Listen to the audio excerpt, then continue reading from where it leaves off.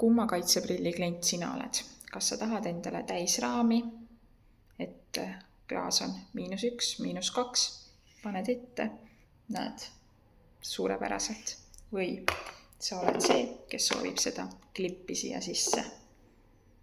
On ju, klipi suur eelis ongi see, et see klipp on siin ilusti peidus, on ju. Erinevatel raamidel käivad need eraldi ära.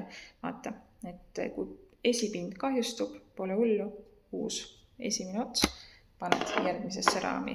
Võid ka näiteks siia päiksetkasse panna, et mul on siin juba ees olemas. Et kui see kahjustub vaili puhul, kõik sangad küljest ära, uus esipaneel ja prilliretsept on ikka kaitstud. See on nende klippide eelis, on ju.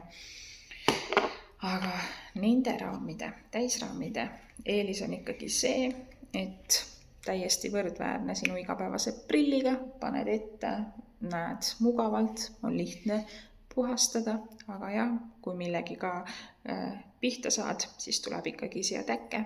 Ta kaitses sind, sellega on kõik hästi, aga täkked tulevad ja puhastamise käigus ikkagi ka kulutad seda optikat, et hooldus peab olema sama hea selle prilli ümber nagu sul oma prilligi, isegi kui see on kaitseprill. Ja neil on kavalalt doosi ka kirjutatud, et me oleme küll kaitseprill, aga me ikkagi kriimume, on ju. Sellist asja ei ole olemas. Optikamaailmas küll mitte, mis ei kriimuks. Nii et ühe eelis on nii, et ongi prill, ongi prill. Ja teise eelis on see, et sul on retsept alati kaitstud. Lihtsalt tõstad ühest teise.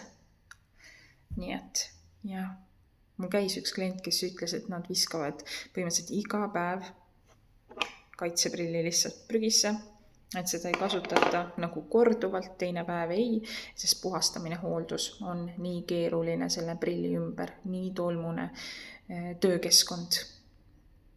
Nii et siis neile soovitangi ainult sellist varianti, et ta läheb siia peitu kaitseprill, kaitseprilli sisse läheb see optika peitu ja nii lihtsalt ongi. Nii et midagi pole teha, siis ta ei saa sellist prilli. Iga päev seda prilli ära visata keegi ei jaksaks. Väga suur kulu. Või mis sa arvad? Kohtumiseni.